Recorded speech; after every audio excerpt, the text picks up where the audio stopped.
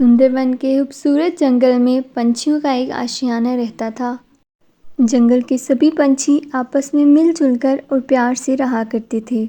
जंगल से कुछ ही दूरी पर एक भूत अपनी गुफा में रहा करता था। और जब भी उस भूत को भूख लगती वह सुंदरवन के पंछी को मारकर खा जाता था। भूत के कहर से सभी पंछी परेशान हो चुके थे। बच्चों, मैं तुम लोगों के लिए खाना लाने जा रही हूँ। तुम लोग घोंसले के अंदर छुपे रहना। कोई कुछ भी बोले पर बाहर मत निकलना। ठीक है मम्मा, हम दोनों बाहर नहीं निकलेंगे। मम्मा, अब जल्दी आ जाओगी ना? हाँ मेरे बच्चों, मैं जल्दी आ जाऊंगी घर वापस। ओहो, बहुत भूख लग रही है।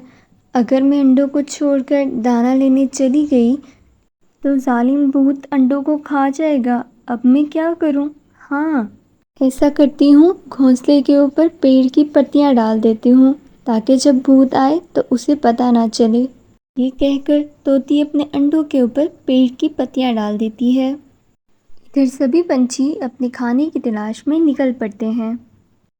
अभी तक तो सभी पंछी खाने की तलाश में अपने घर से निकल चुके होंगे। अब जाता हूँ और उनके घर से खाना चुरा कर ले आता हूँ। ये कहकर कालू कौवा खाना चुराने के लिए अपने घर से निकल जाता है। कौवा पूरे जंगल में घूमता है लेकिन उसे कहीं भी कुछ नहीं मिलता। ये देखकर वो बहुत परेशान हो जाता है और एक जगह पर बैठकर सोचने लगता है। आज जंगल के पक्षियों को क्या हो गया है? ये सब कहाँ चले गए हैं? ना ही कोई पक्षी है और ना ही उसका घोंसला। मेरे जैसे निकम्मे कौवे का क्या होगा अब?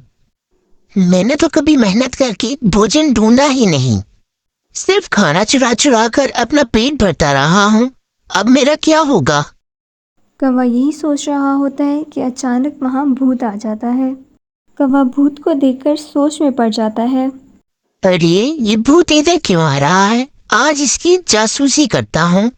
हो सकता है मुझे खाने के लिए कुछ मिल जाए। ये कहकर चालाक कौवा उस भूत का पीछा करने लगता है। भूत सभी पक्षियों का घोंसला ढूंढते हुए पूरे जंगल का चप्पा चप्पा छान मारा उसने, लेकिन उसको कहीं भी कुछ नहीं मिला। कुछ देर बाद भूत एक जगह रुक जाता है और कहता है, अरे, आज इस जंगल में किसी भी चिड़िया का घोंसला दिख क्यों नहीं रहा है? अब मैं शिकार किसका करूं? ये कहकर भूत वहाँ से चला जाता है, लेकिन कौवा वहीं बैठा रहता है। कुछ देर के बाद सभी पंछी खाना लेकर अपने घर वापस आ जाते हैं। मेरे बच्चों, देखो मैं खाना लेकर आ गई। मम्मा, अब आ गई? बहुत भूख लगी है मम्मा, कुछ खाने को दो ना हमें। ये ना मेरे बच्चों, आज मैं तुम लोगों के लिए ताज़े और रसीले अंगूर लाई हूँ। तुम लोग खा लो इसे। फिर रानों के दोनों बच्चे अंगूर खाने लगते हैं। अच्छा, तो ये बात है। सारे पंछी अपने बच्चों को गुप्त घोंसले में छुपा कर खाना लेने जाते हैं, लेकिन अब मुझे इनका ये राज भी पता चल गया है। पक्षियों, मेरा नाम भी दुष्ट कालू कौवा है। अब देखो तुम लोग मेरी दुष्ट बुद्धि का कमाल। ये कहकर कौवा टुनटुनी चिड़िया के पास चला जाता है। टुनटुनी बहन, अरे ओ टुनटुनी बहन, आज मेरे पेट में बहुत दर्द हो रहा है। इसी वजह से मैं खाना नहीं ला पाया।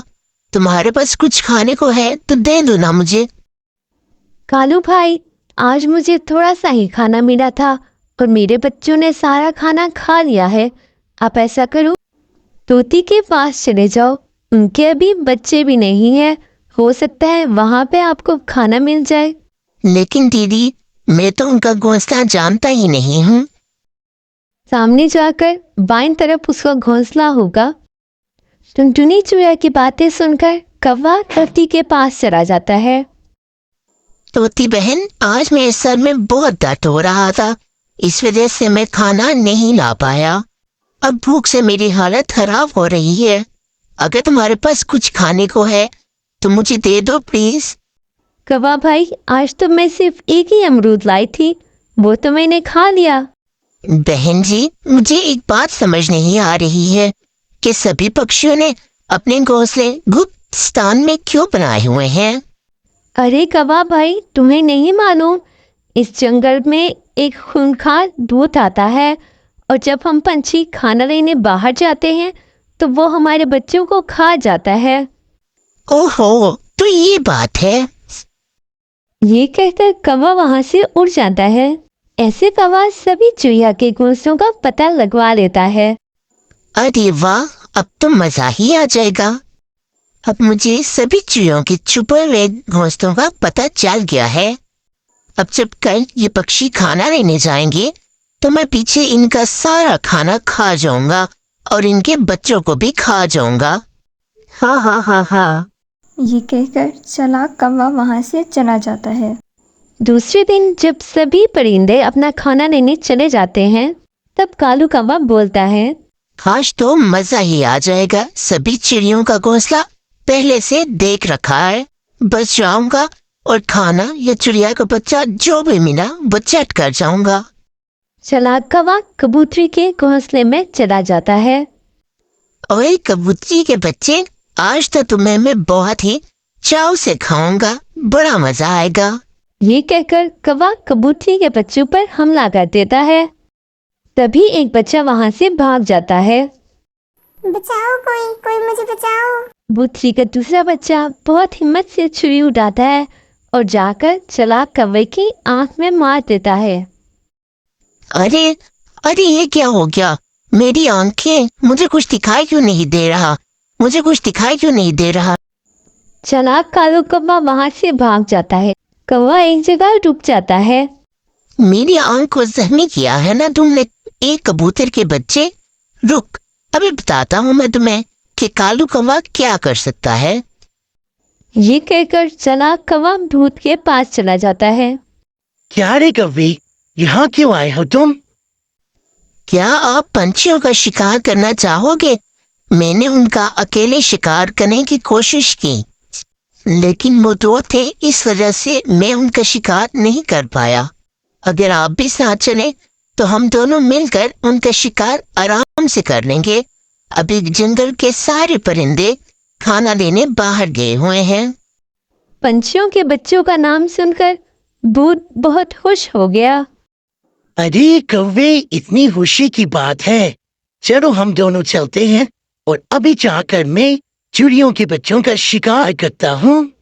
ये कहकर भूत और कौवा दोनों चिड़िया के घोंसले में चले जाते हैं और बच्चों को पकड़कर फरार हो जाते हैं। कुछ देर के बाद कबूतरी जब खाना लेकर वापस अपने घर आती है तो देखती है कि उसके बच्चे गायब होते हैं। वो ये देखकर बहुत परेशान हो जाती है और कहती है कि मेरे बच्चे कहाँ गए? ज़रूर वो भूत आया होगा और मेरे बच्चों को ले गया होगा। ये कहकर कबूतरी रानू चिड़िया के पास चली जाती है। रानू बहन, मेरे घोंसले में बच्चे नहीं हैं और मेरा घोंसला भी बिखरा हुआ पड़ा है। ये काम तो उसी भूत का होगा, मगर उसे तुम्हारे गुप्त घोंसले का कैसे पता चला? तुम्हारे अलावा तुम्हारा घोंसला और किसी ने भी देखा था क्या? रानू बहन, कल मेरे घोंसले में कालू कौवा आया था और वो खाना मांग रहा था। बस उसी ने मेरा घोंसला देखा है। अरे पगली, कालू कौवा तो बहुत बुरा है, उसी ने ही कुछ किया होगा। तुम जाओ और जाकर सभी चिड़ियों को बुला लाओ। तब कबूतरी जाकर सभी परिंदों को बुला लाती है। जब सब आ जाते हैं तो रानू चिड़िया कहती है, दोस्तों, हमारे दुश्मनों को हमारे छुपे हुए घोंसलों का पता चल गया है। अब हमारे छुपने से कुछ नहीं होगा। अब हमारे मुकाबले करने का वक्त आ गया है। लेकिन रानू दीदी, हम उस भूत का मुकाबला कैसे करेंगे? वो तो बहुत शक्तिशाली है। वो कितना ही शक्तिशाली क्यों ना हो जाए, हम सबकी ताकत के सामने उसकी ताकत कम पड़ जाएगी। अब सभी पंछी मेरी बात ध्यान से सुनो। कल सुबह होते ही हम सभी पंछी तीर और सामान लेकर दरख्त के पीछे छुप जाएंगे और बीच में मेरा बेटा घोंसले में बैठा रहेगा। जैसे ही भूत उस पर हमला करने के लिए आएगा, हम सब मिलकर उस पर हमला कर देंगे। जब तीर का निशाना एक साथ लगेगा तो फिर वो मर जाएगा।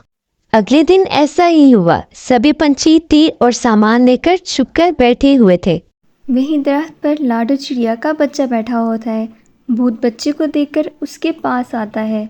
जैसे ही भूत बच्चे के पास आने लगता है, रानू जोर से आवाज लगाती है और कहती है, सब मिलकर वार करो। सब मिलकर भूत पर वार करते हैं और भूत वहीं पर मर जाता है। इस तरह वो सब मिलकर भूत को मार देते हैं और फिर हंसी खुशी जंगल में रहने लगते हैं। रानू चिड़िया जैसी मज़ेदार स्टोरीज़ के लिए हमारे चैनल को सब्सक्राइब और लाइक ज़रूर करें।